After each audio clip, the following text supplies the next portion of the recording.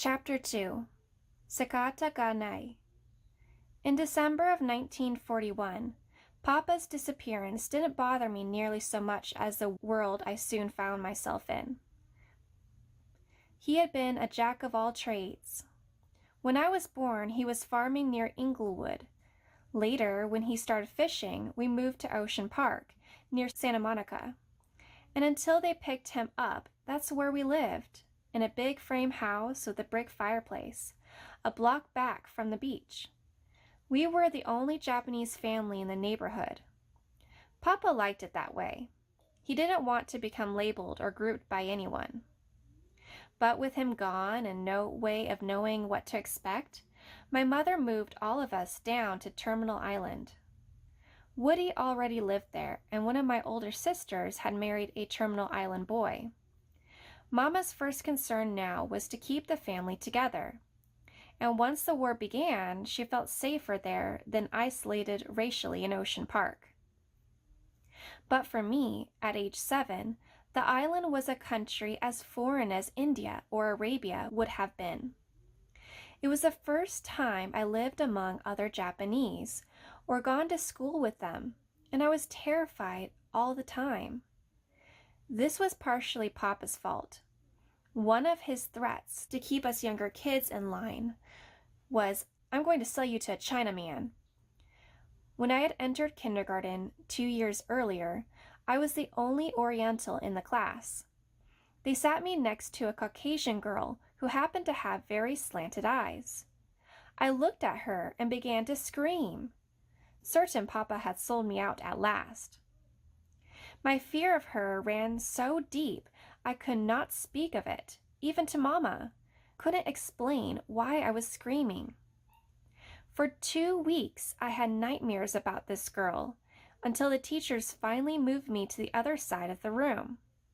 And it was still with me, this fear of Oriental faces, when we moved to Terminal Island. In those days, it was a company town, a ghetto owned and controlled by the Canaries. The men went after fish, and whenever the boats came back, day or night, the women would be called to process the catch while it was fresh. 1 in the afternoon or 4 in the morning, it made no difference. My mother had to go to work right after we moved there. I can still hear the whistle. 2 toots for French's, 3 for Van Camp's, and she and Shizu would be out of bed in the middle of the night, heading for the Canary. The house we lived in was nothing more than a shack, a barracks with single plank walls and rough wooden floors, like the cheapest kind of migrant workers' housing. The people around us were hard-working, boisterous, a little proud of their nickname, Yogori, which meant literally uncouth one, or roughneck, or dead-end kid. They not only spoke Japanese exclusively, they spoke a dialect peculiar to Kyushu, where their families had come from in Japan, a rough fisherman's language full of oaths and insults. Instead of saying bakatare, a common insult meaning stupid, Terminal Islanders would say bakayero, a coarser and exclusively masculine use of the word, which implies gross stupidity. They would swagger and pick on outsiders and persecute anyone who didn't speak as they did. That was what made my time there so hateful. I had never spoken anything but English, and the other kids in the 2nd grade despised me for it. They were tough and mean, like ghetto kids anywhere. Each day after school, I dreaded their ambush. My brother, Kayo, 3 years older, would wait for me at the door, where we would decide whether to run straight home together or split up or try a new unexpected route. None of these kids ever actually attacked. It was the threat that frightened us, their fearful looks and the noises they would make, like miniature samurai in a language we couldn't understand. At the time, it seemed we had been living under this reign of fear for years. In fact, we lived there about 2 months. Late in February, the Navy decided to clear Terminal Island completely. Even though most of us were American-born, it was dangerous having that many Orientals so close to Long Beach Naval Station on the opposite end of the island. We had known something like this was coming, but like Papa's arrest, not much could be done ahead of time. There were 4 of us kids still young enough to be living with Mama, plus Granny, her mother, 65 then, speaking no English and nearly blind. Mama didn't know where else she could get work, and we had nowhere else to move to. On February 25th, the choice was made for us. We were given 48 hours to clear out. The second-hand dealers had prowling eyes for weeks, like wolves, offering humiliating prices for goods and furniture they knew many of us would have to sell sooner or later. Mama had left all but her most valuable possessions in Ocean Park, simply because she had nowhere to put them. She had brought along her pottery, her silver, heirlooms like the kimonos Granny had brought from Japan, tea sets, lacquered tables, and one fine old set of china, blue and white porcelain, almost translucent. On the day we were leaving, Woody's car was so crammed with boxes and luggage and kids we had just run out of room. Mama had to sell this china. One of the dealers offered her $15 for it. She said it was a full setting for 12 and worth at least $200. He said 15 was his top price. Mama started to quiver. Her eyes blazed up at him. She had been packing all night and trying to calm down Granny, who didn't understand why we were moving again and what all the rush was about. Mama's nerves were shot, and now Navy jeeps were patrolling the streets. She didn't say another word. She just glared at this man, all the rage and frustration channeled at him through her eyes. He watched her for a moment and said he was sure he couldn't pay more than $17.50 for that china. She reached into the red velvet case, took out a dinner plate, and hurled it at the floor right in front of his feet. The man leaped back, shouting, "Hey, hey, don't do that! Those are valuable dishes!" Mama took out another dinner plate and hurled it at the floor, then another and then another, never moving, never opening her mouth, just quivering and glaring at the retreating dealer, with tears streaming down her cheeks. He finally turned and scuttled out the door, heading for the next house. When he was gone, she stood there, smashing cups and bowls and platters until the whole set lay in scattered blue and white fragments across the wooden floor. The American Friends Service helped us find a small house in Boyle Heights, another minority ghetto in downtown Los Angeles, now inhabited briefly by a few hundred Terminal Island refugees.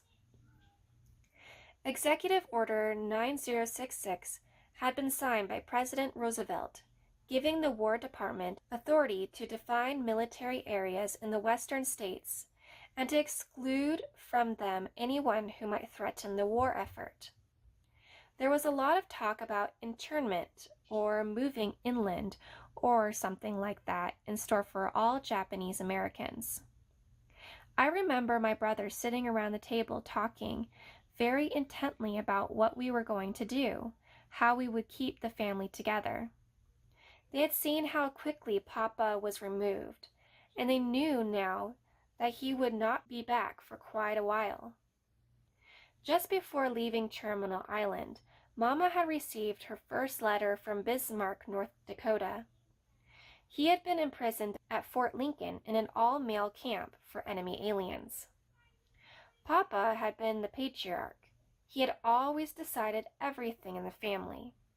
With him gone, my brothers, like counselors in the absence of a chief, worried about what should be done. The ironic thing is, there wasn't much left to decide. These were mainly days of quiet, desperate waiting for what seemed at the time to be inevitable. There's a phrase the Japanese use in such situations, when something difficult must be endured. You would hear the older heads of the issue telling others very quietly, "Shikata ga ne," it cannot be helped. "Shikata ga ne," it must be done. Mama and Woody went to work packing celery for a Japanese produce dealer.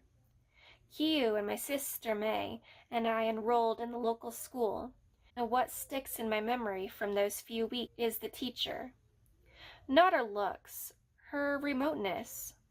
In Ocean Park, my teacher had been a kind, grandmotherly woman who used to sail with us in Papa's boat from time to time, and who wept the day we had to leave.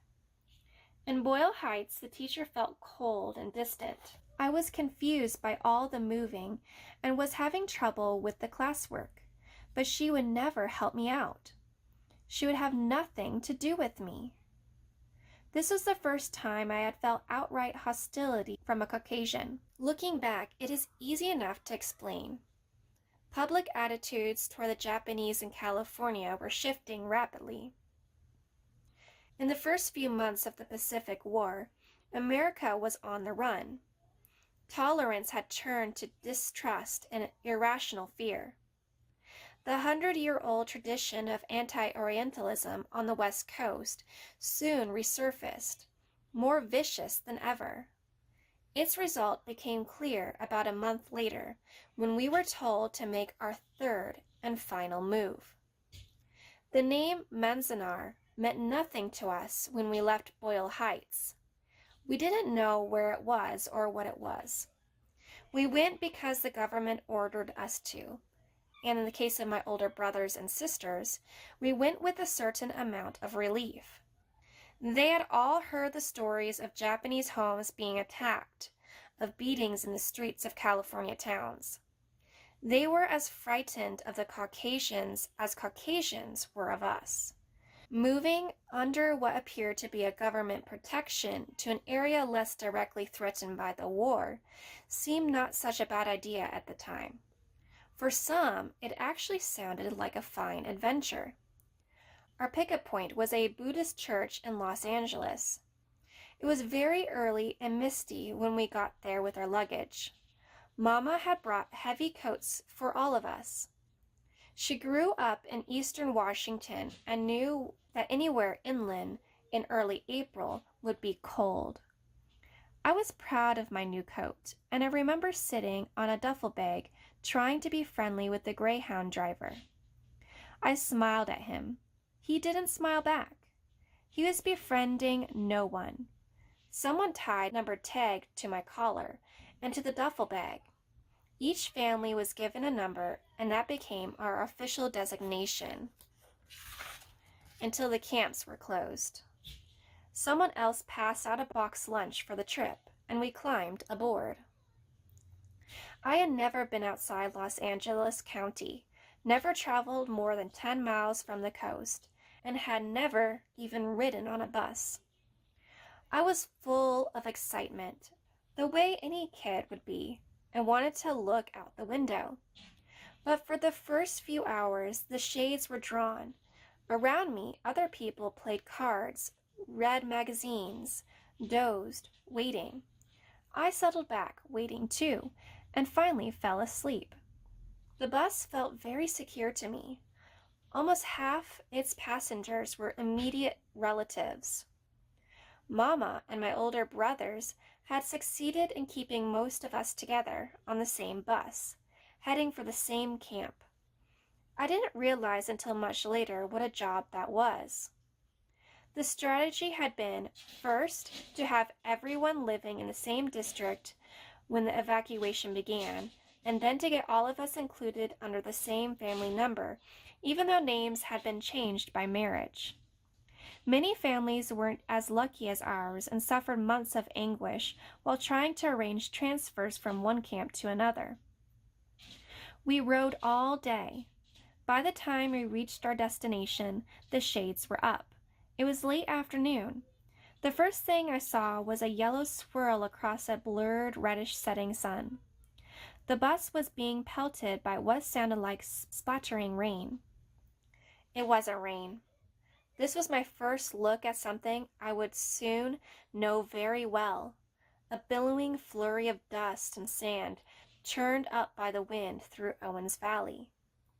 We drove past a barbed wire fence, through a gate, and into an open space where trunks and sacks and packages had been dumped from the baggage trucks that drove out ahead of us. I could see a few tents set up, the first rows of black barracks, and beyond them, blurred by sand, rows of barracks that seemed to be spread for miles across this plain. People were sitting on cartons or milling around, with their backs to the wind, waiting to see which friend or relatives might be on this bus. As we approached, they turned or stood up, and some moved toward us expectantly. But inside the bus, no one stirred. No one waved or spoke. They just stared out the windows, ominously silent. I didn't understand this. Hadn't we finally arrived? Our whole family intact? I opened a window, leaned out, and yelled happily, "Hey!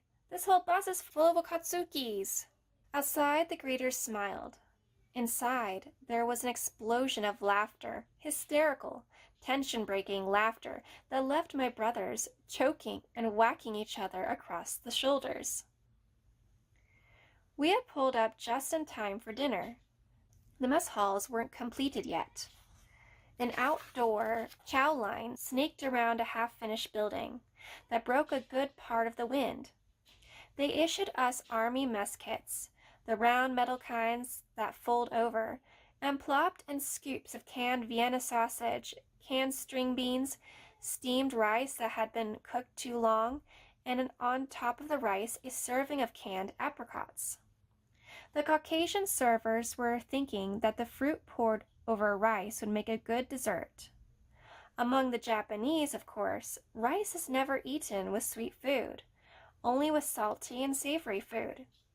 Few of us could eat such a mixture, but at this point no one dared protest. It would have been impolite. I was horrified when I saw the apricot syrup seeping through my little mound of rice. I opened my mouth to complain. My mother jabbed me in the back to keep quiet. We moved on through the line and joined the others squatting in the lee of half-raised walls, dabbing courteously at what was, for almost everyone there, an edible concoction. After dinner, we were taken to Block 16, a cluster of 15 barracks that had just been finished a day or so earlier, although finished was hardly the word for it. The shack was built of one thickness of pine planks covered with tar paper. They sat on concrete footings, with about 2 feet of open space between the floorboards and the ground. Gaps showed between the planks, and as weeks passed and the green wood dried out, the gaps widened. Knotholes gaped in the uncovered floor.